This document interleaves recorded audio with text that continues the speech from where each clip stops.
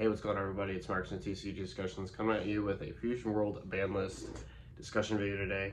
We're not only just going to cover the bans, we're going to talk about the implications of the bans to respective decks or colors, and then we're also going to talk about meta impact and what I think is going to occur. So stay tuned, it's going to be a good one.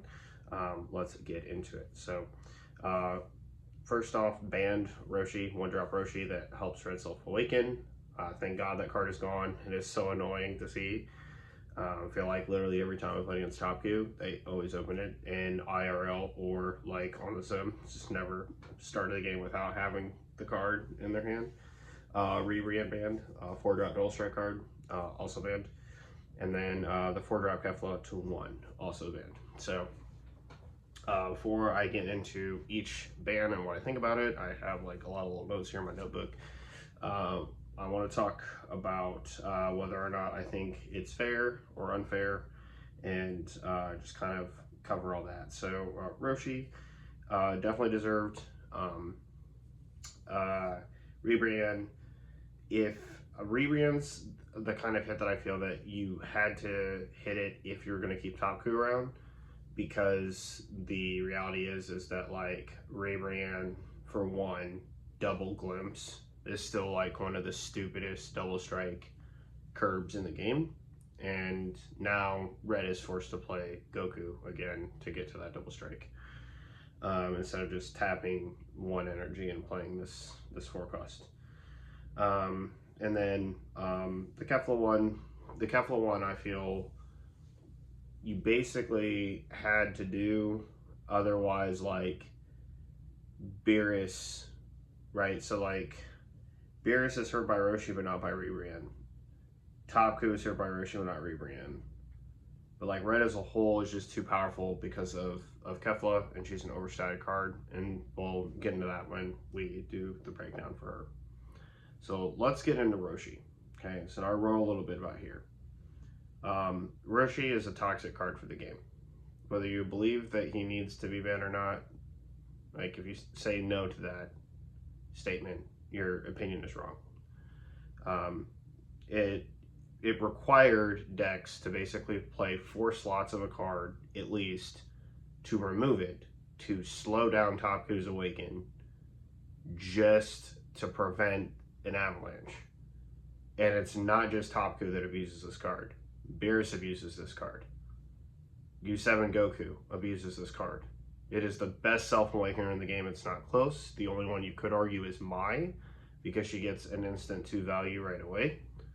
But the problem with Mai is that it's not a 10k combo, and it's also simultaneously not awakening you after the fact. Now she can draw you some cards, but she's still not a 10k combo, and she's not making glimpse 1 and self-awakening after the fact. So the other issue is that like Roshi can be used to take life at the end of the game in order to get more cards in your hand to push your opponent down.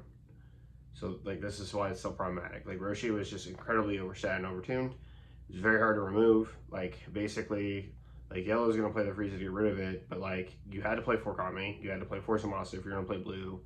Red, you're gonna have to play the 4 Whis. So like it's just like really annoying that decks have to at least dedicate 4 slots to try to answer this card, and if you don't see the answer, like you lose. Like you will literally just lose to Top Coup, okay? And it was always going to be toxic for every Red Self-Awakener, no matter what, okay? And I'm not sure if it felt like this to everybody, but my opponent always had it. They just always have it. The Self-Awakening doesn't rest itself, so there's no way to really get at the card. You have to have removal for it, which is very problematic. It drastically increases awakening pace. So if you Roshi one time and then my opponent swings, like if you Roshi one time on turn 1 and then your opponent swings into you, and then you play a hit, you're instantly awakened, which is just like not okay. Like if you're a 4 life leader, that's just like not okay. And the ban of it will drastically slow that curve down. Like you can't just play a card on turn 1, get self-awaken, get swung at, and then self-awaken twice on your next turn and then flip draw. Like you just can't do that. It's the only if I'm correct, the only one energy awaken in the game. I don't think there's another card beside, well, I guess got my, so fair. But it's one of two, and it's not nearly as broken. Like, Mai is way understated compared to Roshi and its functionality and what it does. But Mai does get to take 2 cards, and she has an alternate effect, but that alternate effect is contingent on, like, other cards and your hand size. So, like, it's not nearly as, like, disgusting to look at as, like, what Roshi's doing with Glimpse. It's not even remotely in the same conversation. Like, Roshi adding back, like, making Glimpse cost 1 to get Kefla back is just one of the most heinous things I've ever seen. And then Rebrianne deaths. The decks that are most hit by this with the Roshi ban are going to be Beerus, Topku, and U7 Goku, obviously. And Beerus now legitimately can get starved. Like, it's very, very difficult for Beerus to self-awaken now. The reason being is, like, unless the self-awaken comes from a card that, so like Hit, for example, Hit is a card that, like, your opponent can swing at, and if they can swing at a card challenges it, Beerus isn't drawing any cards, so, like, you're not getting any of your cards back, and if you have to invest cards into protecting that card to continue to self-awaken, it's just pointless. One-off self-awakeners, right, like, you have to consecutively see them, so you're not, like, advancing your game state into, like, a really big part. You'd rather have on-attack self-awakeners, but it presents that problem, and if they get rid of it and you can't protect it, then it's a problem. Like, it's just a big problem. Whereas this card literally just sat on the board, and, like, if your opponent you're rid of it, like, you just kept self-awakening. And this is really problematic for non-draw leaders. Just, like, bottom line, like, if you can't self-awaken on, like, like effects that are just like add to your hand every turn, right? Like, non-draw leaders, like, really suffer. The only one that doesn't really do that is, like, Cooler, but, like, Cooler is, like, kind of fine with that because, like, the more energy Cooler gets, the stupider wide his deck is going to be able to go when he eventually awakens or sees pieces. And there's plenty of, like, pieces, especially now for yellow, that, like, you can play to basically facilitate your self-awakening while refunding energy back and, like, all this other stuff. Like, with Vegeta and Bulma now, like, self-awakening in yellow is just, like, not really a thing anymore. They can take literally 2 life, like, right away while drawing multiple cards. It's, like, ridiculous. Topku being a 3 life awaken with Roshi being banned is, like, severely problematic for the deck. I think the leader is actually going to be gatekept and dead. Yeah, it's just going to be really hard to get a 3 life without, like, your opponent's, like, game state being completely ridiculous. Like, Topku now, like, playing against green is just going to completely and utterly suffer. The only good news is that in every matchup other than blue, like, Tiopiku or, like, red decks that want to play Determinate Power Engine will essentially, like, ipso facto, like, be able to get their cards back with Glimpse, like, get the Kefla back with Glimpse if they see it. And the other issue is that blue bottom deck. So in blue, we're going to talk about later, is probably, like, the best color in the game. But that's just my prediction for the meta. We'll see how it shakes out. And then again, like, Topku and Beerus, like, if there's ever an opportunity to just not attack into them, then they're gonna get starved out, and you're like, oh well, you'll take 20 crits. And then, like, Zamasu's like, 20 crit doesn't matter to me, I'll just keep sacking my cards until I can get to, like, high energy, and then I'll eventually win. Let's move on to Rebrianne. Okay, so Rebrianne is an okay hit in general. If Topku were ever good again, like, let's say they, like, release another card that's just, like, degenerate, like, it takes, like, 2 life, and it's like a 2-cost card that takes, like, 2 life, right, for red. And before we say that's, like, really stupid, like, blue has a 1-cost card that does that same thing, so chill. But, like, let's say they do that, and Topku does become good again because it can high self-awaken and then still be insane because it can play, like, cards for 2 less energy than what you were spending on it before. which is one of the reasons why like arguably Top Coup could still be very good, but like I just really doubt it because green now can stabilize like a lot better, but we'll kind of like get into that. But circling back to Rebrianne, it's why this card was always going to be problematic because Top Coup can just literally play it for one. And the fact that it can play a double striker for one is really stupid. And it's a 20k at that, so it challenges most leaders at base, and then you can just basically energy dump everything into like extra cards and then like come a whole hand, and then like it's funky numbers. Like their explanation in the like the dev notes for the ban actually makes a lot of sense. Like I think that was probably the most well written way you could say why Rebrianne is unhealthy for the game. But outside of Top Coup, Rebrianne is a very underwhelming card, honestly. It's not a card you'd really want to play in Beerus. It's a double striker that's not 5, but that 5 cost double striker, like that one more energy, is a minus 20k to something on the board, and it's 35k double strike base. And U7 Coup, that's a 40k double strike base, and so yeah, the Rebrianne's just like not really in the same conversation. So, and like I keep harping on, Rebrianne double glimpse is a little too broken, and my ban actually would have been to outright hit glimpse and maybe like just put Kefla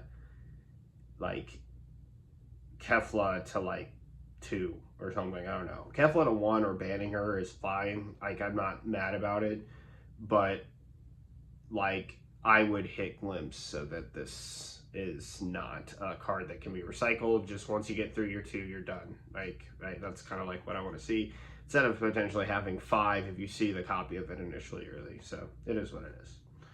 Kefla to 1. Now, I say that, and then I'm going to say what I say next, which I agree with that statement in this one.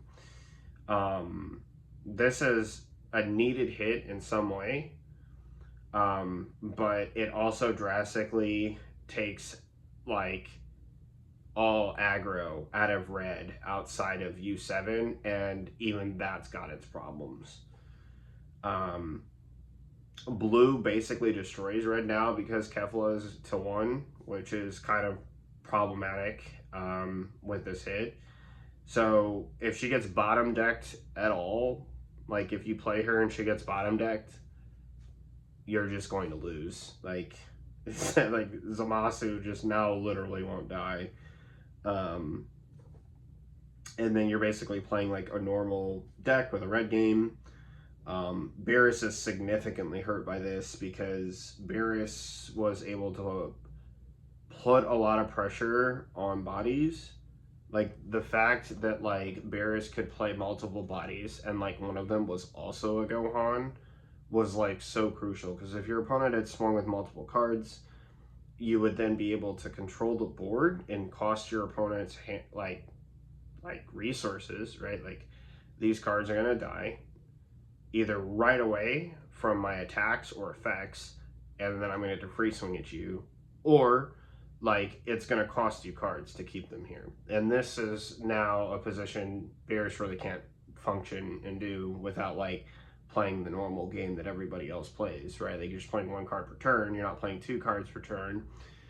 And the thing is that like Beerus with like a Kefla Gohan, so like you draw a card, you play a Gohan, like this is just really powerful. Where the policeman guy, the Ketapesla, it's the same, right? Because like you get this minus 15k with the Gohan swing, you get this minus 10k for the on play and first attack of the Ketapesla, and so that coupled with your leader effect could literally just be like a Kefla off the board, and then like something else significantly reduced and swung at, and now he just has a much harder time controlling the board. And then with this, you know, the self-awakening nerf to Roshi, Beerus is significantly down bad right now. Like he is actually just as devastated by this Kefla removal as probably Top Coup is. It removes pressure, removes self-awakening, And now he will be a little too slow for current green ramp lines, is like the keynote that I said there. But there's one other aspect about Kefla that I really do need to talk about. She's got to be one of the most overstated and stupid cards like printed. In fact, the whole like good SR engine of TOP stuff was some of the most overstated nonsense I've ever seen in my life. If there was a one-off card, I really feel should also have been added to this list, even though like it seems like we're axing Topku a little too much. It's the Android 17, okay? That card should not exist.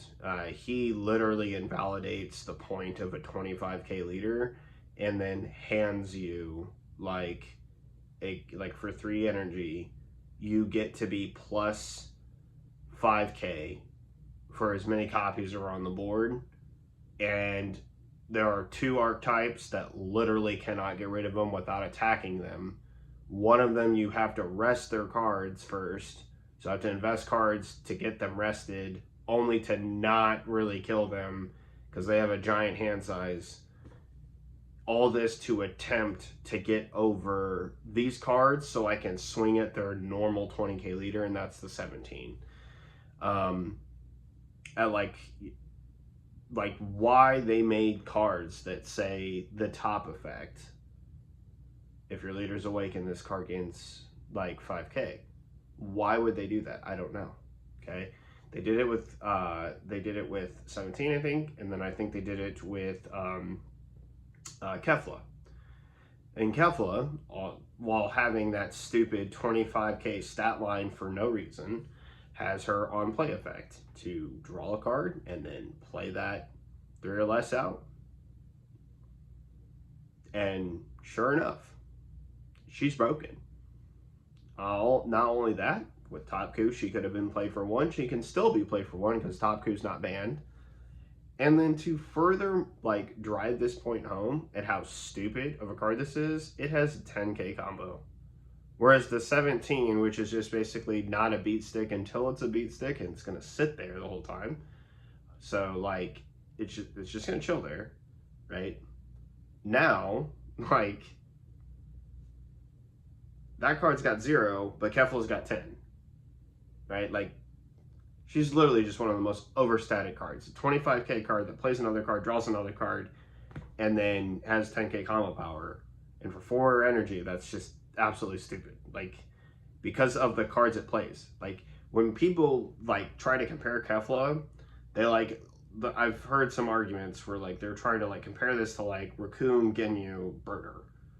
Well, Raccoon plays the Ginyu, which untaps 2, says you can't play Ginyu for the turn, and then, you know, like plays a vanilla 20k.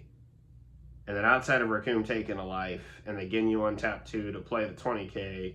So for 3 energy, you played 3 cards. Well, for 1 energy, you played 2 cards. And then for another 4, you played 2 cards. And then the effects on all those cards are broken. Like the type of cards that Kefla's playing versus the type of cards that Raccoon and Ginyu set up to play, they're not in the same conversation, okay? Now, Yellow can spam out cards, but like Red did that and then like basically took like true effects on cards, stamped them on there, and then we're like, oh, by the way, let's go get the nitrous upgrade and apply that like upgrade to that with extra permanents that you should never have been printed on the cards in the first place. And that is basically what Kefla has been enabling. It's really toxic. It puts basically Yellow off the map. Yellow cannot compete against Beerus or Topku whatsoever while this card still stayed at 4. Like, even with the Rebrianne hit and the nerf to whatever, right? Eventually your opponent has to attack you and awaken you. Eventually they have to do that. Now, you can make the argument for green, right? Which everyone thinks we're going to be in a green meta, and we'll talk about that here in a bit. I don't think we are, but like, again, a lot of people think that. But the issue is that like, Topku is not the only leader that can abuse this package. Like, the Gohan and the 17 are both U7 cards, and U7 Goku leader, like the Zoroku, basically buffs them both. So they're 30Ks on your turn. It's ridiculous. Like Kefla being a 25K, then playing the 17 to make your leader a 25k, and then the 17 is a 30k is just incredibly overstated and ridiculous. So this nonsense that, like, you know, Kefla can just stay at 4 with all the other hits is not really true, because if she did stay at 4, the only deck that would severely be hindered is TOP Goku. And while the self-awakening aspect is quote-unquote a problem, you know, there are lots of other self-awakening options for red, and Beerus would just essentially then completely decimate Top Coup, right? Because he would be able to stall out, you'd be playing the same game as him for the longest, but he's going to be removing your cards a lot easier because of his minus effect eventually when he's awakened. And you're just basically going to be forced to take that, and it's just going to be very, very difficult. And I just don't see that working out well. Same thing with U7 Goku. I'm not even going to talk about Stardeck Goku, because like I think that it is complete troll. Everyone thinking that plus 5k once on every other turn, or both players' turns, is like significant for battle cards. Sheesh, get out of here. I don't believe that. But yeah. So that's pretty much my thoughts on each one. Kefla, completely overstated, deserved to be hit. It's enabled way too much aggression. The cards it plays are completely stupid. There's just, I mean, the worst one is a card that draws them another card. So you literally replace both cards in your hand. Like, I mean, that is literally the worst card that you can play off that. So I have no sympathies. You know, Rebrianne, it makes sense. They just don't want to, like, if Top Coup could still be good, they don't want the same issue of like Rebrianne for 1 and then like double glimpse and your opponent's just dead because they went from 3 to 2. And you know, that's the other thing, right? Because Rebrianne was a threat, there was this constant looming play that you mathematically just weren't going to be able to overcome while trying to play what you want to play on your next turn, because she existed with Top Coup. And like, you all know what I'm talking about. So then you'd over combo your hand so that you wouldn't go to 2, or like you would over combo your hand on a series of attacks that you may or may not take to try and bait your opponent, and then you know that it's just going to end poorly for you because they have 5 energy up, like, and with what they're attacking with on the board. Whereas if they invested 5 energy into a Goku, you know that they can't just glimpse you out of existence with that one Goku attack, right? They'd actually have to commit combo of either cards on the board or cards in their hand. And so this is a very different mind game, and ergo, like, good players are going to play around the Rebrianne like they have it, even if they don't have it, and this would cause people to combo into bad positions. And so I think that, like, this is a healthy hit, even though, like, it just is another axe at Top Coup. And then Roshi is just a little demon that needed to be removed from the game. He was way too powerful for self-awakening. I mean, this is just essentially like self-awakening effects like in Masters. There's leaders that have this effect written on them that you draw and or top 5 search and take a life. And like, this Roshi was basically the same thing. Like, you could swing and I could take a life and I'd get 2 cards. If you went second and saw Roshi, it was even more broken, because you not only drew for turn, you drew for leader swing, and you got another card from your life. You were just 2 cards ahead of your opponent. Like, it's just stupid. So for that, I think that these lists are very good. These hits on the list are very good. I'm excited to see how the meta shapes out. We're going to talk about that here in a second. So one other thing that we want to talk about mechanically that changed from now on going forward, whenever they decide to, I think, initiate the update, excuse me, you will draw on your first turn. And this is massive, because that means the only advantage going second is the energy marker, and there are decks where that literally just does not matter. So I think, to me, it's a really healthy thing to give that, because there was just way too much advantage going second. Like, literally, you win the die roll, I'm going second. No one's choosing to go first in this game. And now going first might be a little bit more viable of an option if your curve is lower to the ground, and the impact of having that card early while having them swing at you now is getting like a little bit more supplement, because they don't have a self-awaken or another card that gets nets them another card. It could just end poorly for them. So yeah, I think that it's very interesting. I like it a lot, and I'm very happy that they changed that into the game, because I felt that going second was just literally 99.9% repeating of the time just better. So meta impact. So what are the changes on this ban list? So red is the weakest color. It's not close. There is like it's not yellow anymore. It's red. Okay, Kefla broke red. That's just the bottom line. It like and all like before you're like, oh yeah, but we still have like all the other red decks. Yeah, well all the other red decks had Roshi and he's gone. So like that you're just that's just not including the encompassing the whole other factor of the list plus the power creep of the current set. Okay. So red is the weakest color because it lost the strongest tool that it has to date in Kefla, basically to one, basically gone, and it lost its best self-awaken piece. And that's not up for debate, right? It is very different if you have to invest 2 energy every turn to self-awaken, right? Like at three energy, if you want to self-awaken and not like, and you don't draw Gohan, now you're forced to play like another hit or something else. And I already talked about how this is problematic because cards that self-awaken on attack are also subject to be attacked back and you get stalled out on your awaken.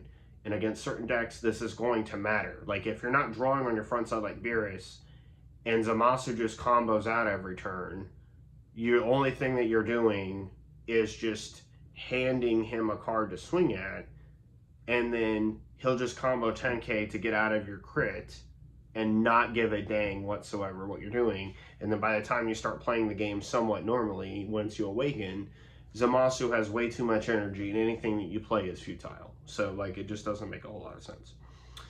We do have a meta triangle, which will probably change when we get to black, and we gotta kind of see how they treat black. But right now, this is the way that it shapes up. Green in general should beat blue. Blue decimates yellow, but yellow beats green. Okay, so let's talk about that for a second.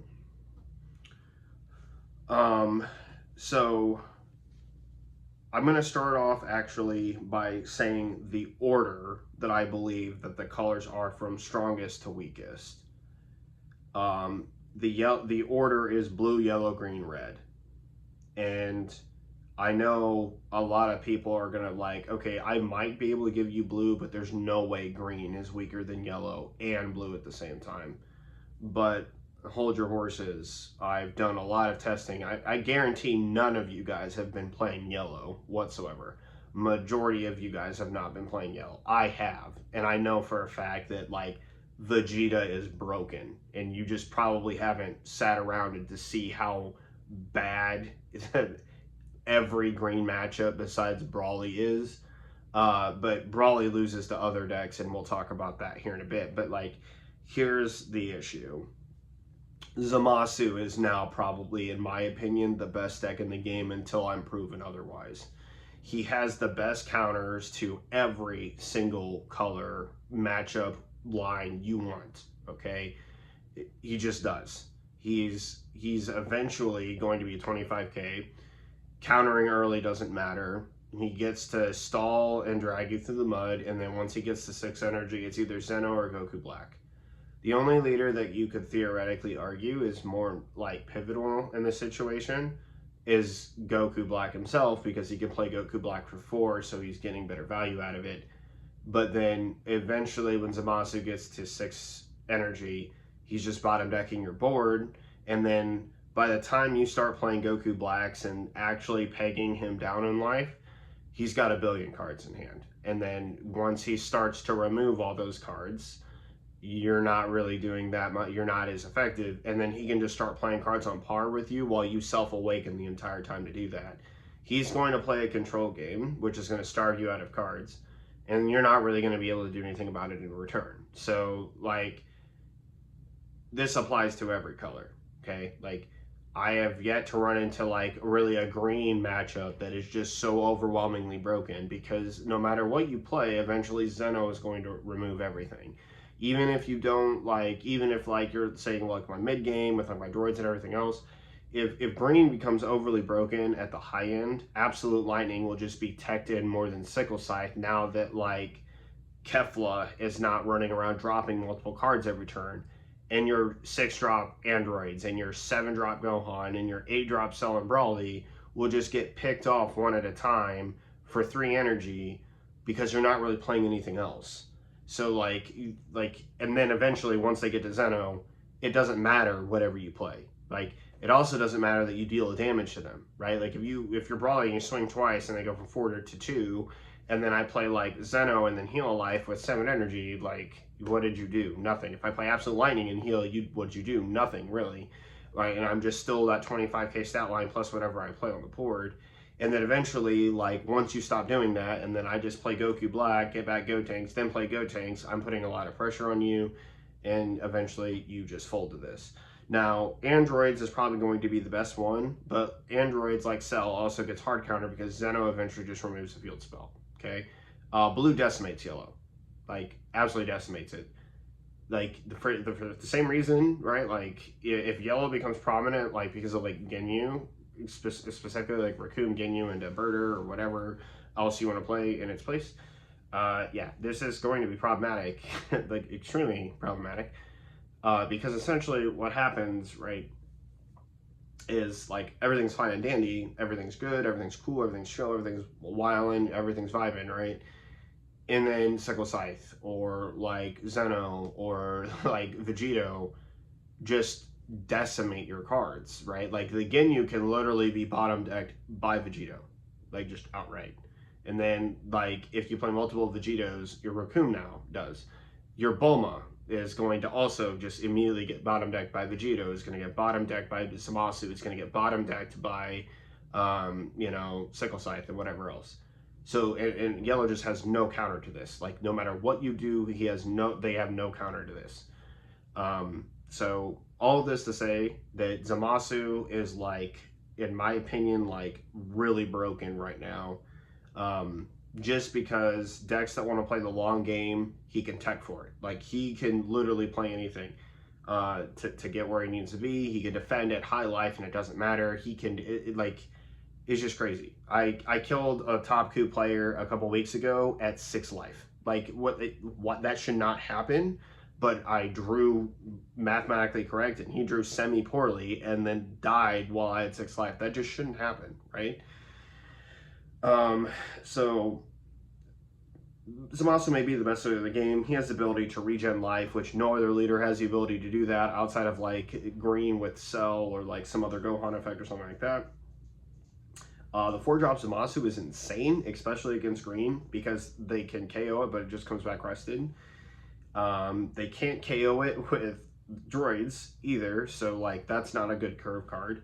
And even if they do, they'd still have to swing into the card afterwards. So like some drop doesn't kill it, like Brawly can kill it and then swing into it, but then like Cell can kill it and then he has to swing into it. Otherwise, they're just getting free draw, which is ridiculous. And green's gonna have like a horrible time outing it. Zeno wipes the entire board. The recycle engine pieces in blue are just completely insane. 25k, this is the other reason why Zamasu is like hyper green against yellow. A 25k leader against anything yellow is ridiculous. It just is, because literally they're not going wide, they're going tall, and going tall doesn't matter against Zamasu. Anything that's 4-drop or less can be Sickle Scythe. Anything that's like super high can just be Absolute Justice or Absolute Lightning and then Zeno. And if your board's wide, Zeno. In Frieza, it doesn't matter if you stand it, like it's just gone. So you can rush people down. Like in terms of rush down, like Zamasu's not gonna have to take anything that he doesn't want to, and then 25k is like nothing. Like if you swing for a bunch of 20s and I have a lot of 10ks in here that I can get rid of to preserve my life to like drag you into the late game, I'm gonna do it because you're gonna have to give me those cards eventually. So he just doesn't have to play any of the aggro game that other decks have to. And he has answers to like literally every play that you can do. Like he as a leader just literally stands in the face of a lot of meta, and he has self-heal. Right? He doesn't draw on his backside, but he has heal, and then there's a 4-drop Zamasu that does draw, and then there's like it doesn't really matter if like I play 6-drop Goku Black and then I add 2 cards back every turn. It's basically like drawing 2 cards from my trash or my graveyard or drop or whatever you want to call it, and then like peel off. Like it's just insane recycle engine. So like the literal draw is not a factor whatsoever. And Sixth Scythe and Absolute Lightning can cover the meta spread of whatever it's going to be. And then aside from Zamasu, you could argue for Vegeta. I think Trunks is trash. You should not play it because if Trunks plays against any of the blue mirrors, he just is dog doo-doo compared to the rest of them. I've seen a lot of people like trying to like focus up on like high buff attacks, and like I kind of get that, but like Vegeta just does that with a leader effect, and then like, you know, you just play other high cost like cards. So I think the order would be Zamasu, Vegeta, Trunks, and then Goku Black. Goku Black could go up or down. It just kind of like depends on the build. I think he's in a really weird spot because you have to play a lot of self-engine cards for him.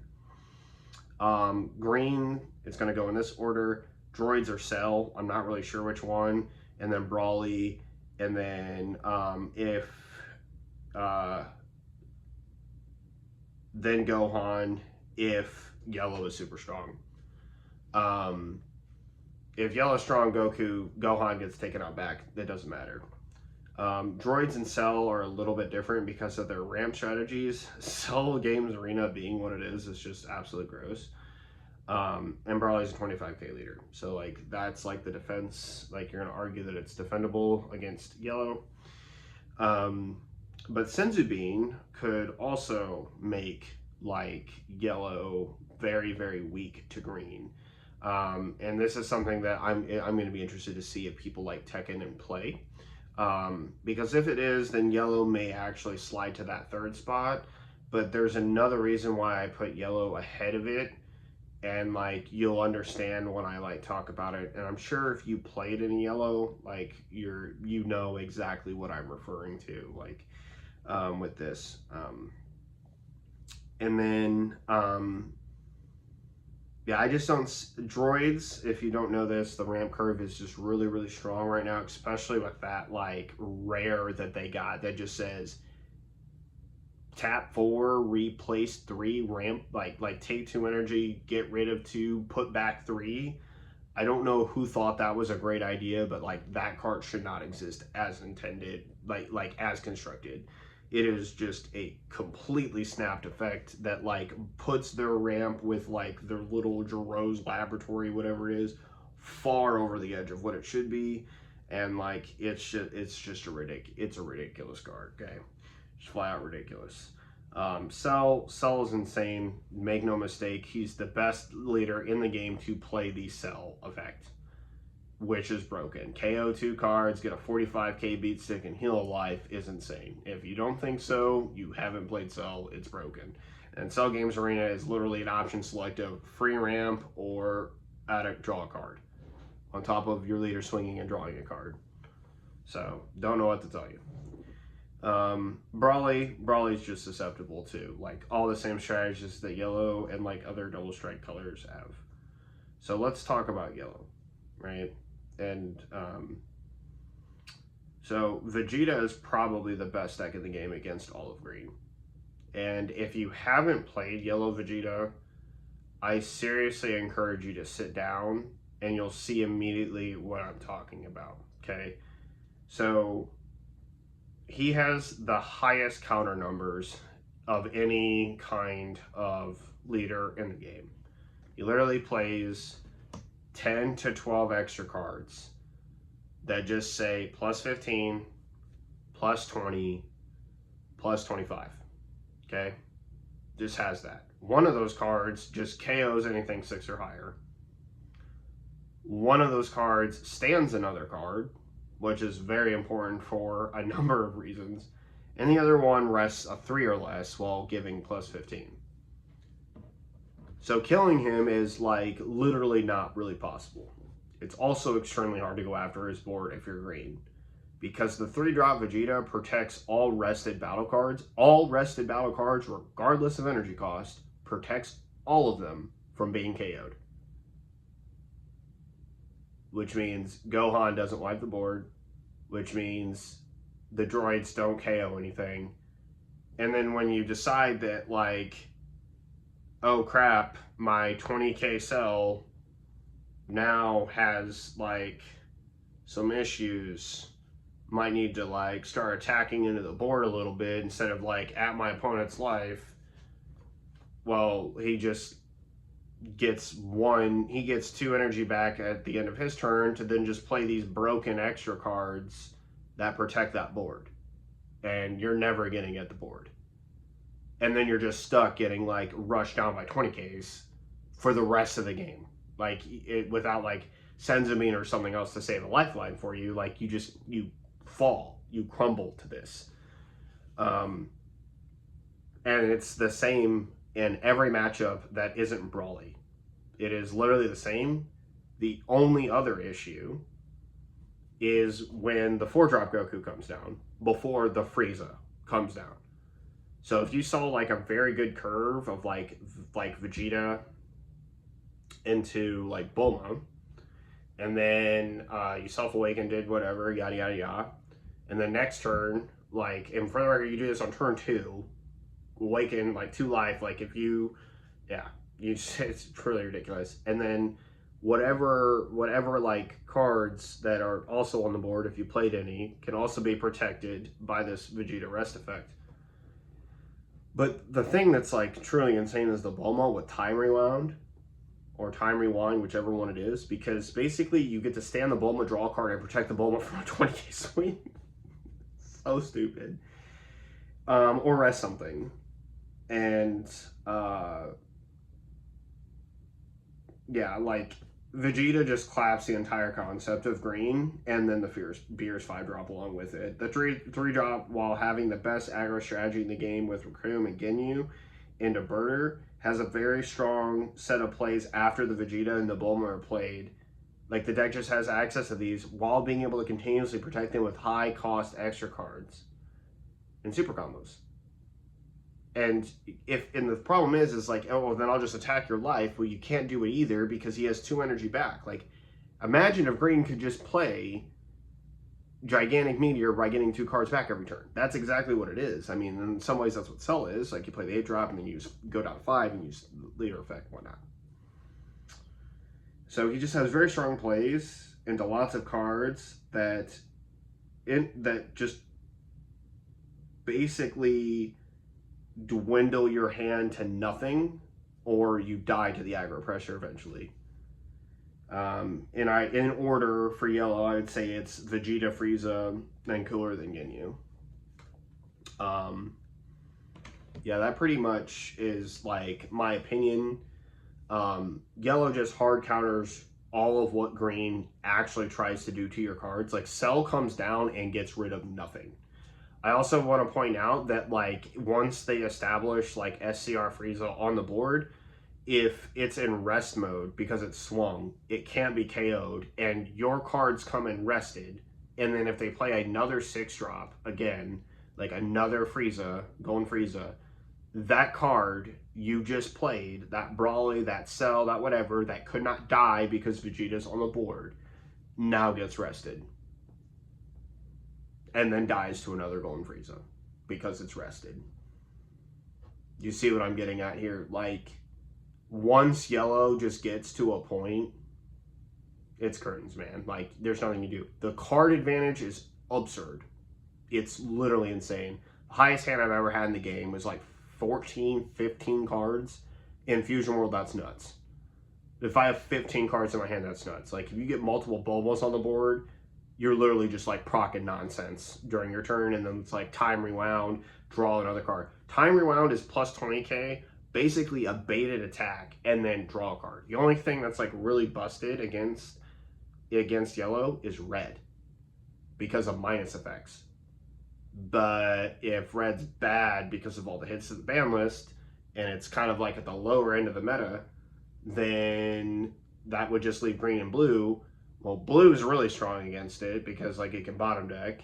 So that's going to be problematic if you want to play yellow. But if you're really concerned about green and green is hyper prominent, then, like, Vegeta is just, like, the ultimate masterclass. Like, sit down and hold my beer real quick. Like, that's just how it is.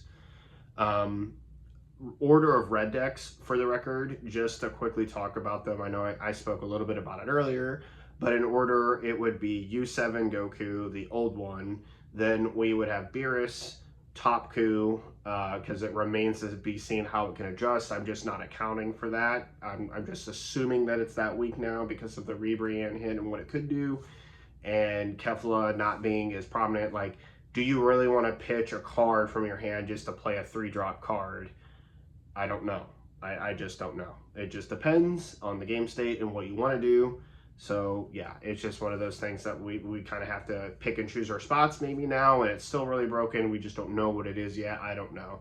And then the structure deck Goku is hot garbage still. Like, everyone telling me that deck is good, just stop. Like, I get it, you made it work on the sim, and then you played against like meta decks eventually like Topku, and you're like, okay, it's actually worse than Topku. Got it. But yeah, I expect Cell, Brawly, and droids to be very good. Fortunately, Gohan is... here's another reason why I also need to kind of talk about this. I guess like Gohan, for all the green people out there, Gohan is just in a horrible spot right now because of the Goku 5-drop. That card just is going to get removed by anything in the game right now these days. It's bad. It's bad. Like, green can KO it so easily. With its high cost effects that it hyper ramps into, so like you're not getting that continuous value. Cell is going to come down, literally kill your Brawly and that thing at the same time, and it's not going to matter whatsoever, right?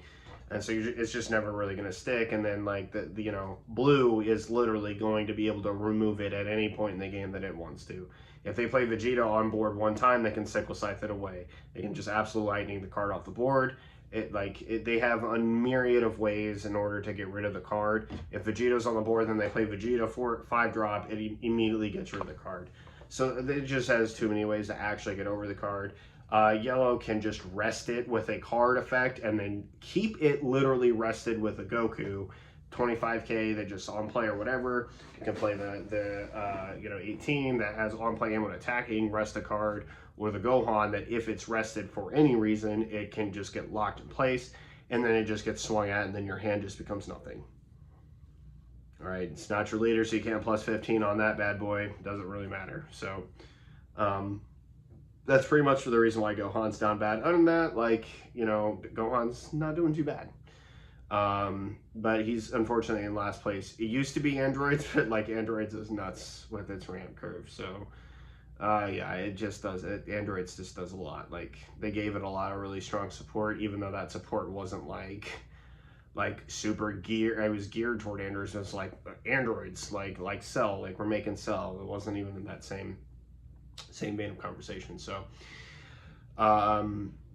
yeah, and then Brawly's only really going to be good if like yellow aggro is like really oppressive again, because 25k. So that pretty much does it for this video. Thank you guys so much for watching, and as always, leave a comment in the comment section down below. What you think of the ban list, what changes that you like, changes you didn't, changes you wanted to see. Do you think the hits were fair? Do you think they should have gone with something else? I'd love to hear your thoughts. If you want to talk about the meta impact, do that as well. Super excited to make this video for you guys today, and hopefully I'll make a couple more before I head off. But until then, and until next time, this is Marcus from TCG Discussion signing off, and I will see you guys next time. Laters.